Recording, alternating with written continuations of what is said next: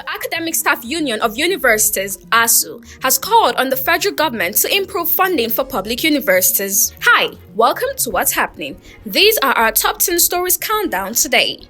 At number 10. Army Colonel Michael Rajoelina was sworn in as Madagascar's president Friday, just days after a military power grab that sent ex-president Andry Rajoelina fleeing and raised international alarm about a new coup on the island.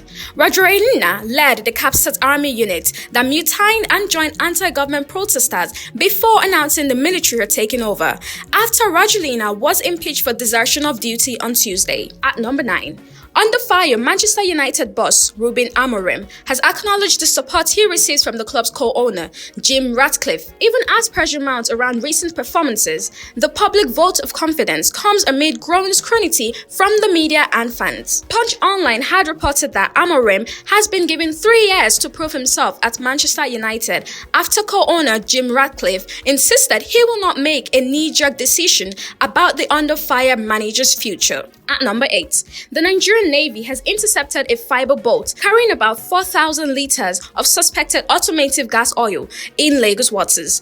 The operation was carried out by personnel of the Nigerian Navy ship Govt in the early hours of Saturday, October 11, 2025, near Commodore Pool within the Atlas Cove area. The Nigerian Navy warned those involved in oil theft and other illegal maritime activities to desist or face severe consequences. At number 7, the Ondo State Police Command has apprehended a middle-aged man for allegedly serially raping his 15-year-old daughter in Ajo in the Odigbo local government area of the state. The police said the suspect, they identified as Oyewole Ademolekun, also impregnated her. The resident alleged that this suspect had been having unlawful carnal knowledge of his daughter since she was 3 years old. At number 6, the Nigerian Hydrological Service Agency has raised an alert over possible flooding in parts of Kogi, Anambra, Delta, Bayelsa, Niger, Benue, and Adamawa states as water levels along the Niger and Benue rivers continue to rise.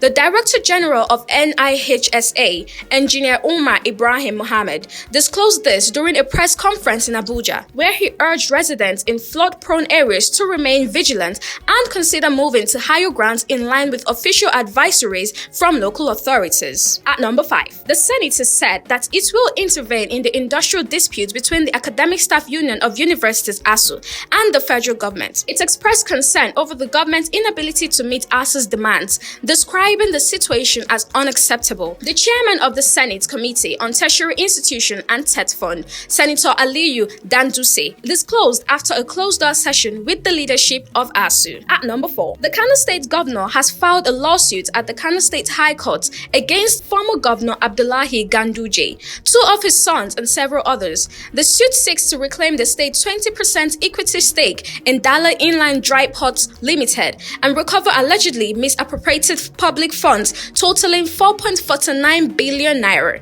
The defendants face a 10-count charge, including criminal conspiracy, misappropriation of public funds, breach of trust, and conflict of interest. At number 3, the Director General of the National Agency for Food and Drug Administration and Control, Professor Mojisola Adeyeye, has called for strong and transparent regulation of psychotropic medicines. She said this is vital for building public trust and ensuring safe access to mental health care in Nigeria. Adeyeye stated this at Vanguard's 3rd Mental Health Summit held on Friday in Lagos. She emphasized that mental health care must go hand in hand with strict oversight of controlled substances to prevent abuse and guarantee the availability of safe, effective medicines. At number 2, residents say the incident occurred around 11 a.m. on Thursday at Kuyalo in the eastern part of Birnin, Zamfara, and Katsina states. A community leader, Umar Meishanu, told Channels Television that one of the bandits reportedly came from Zamfara to attend a monetary levy from illegal miners,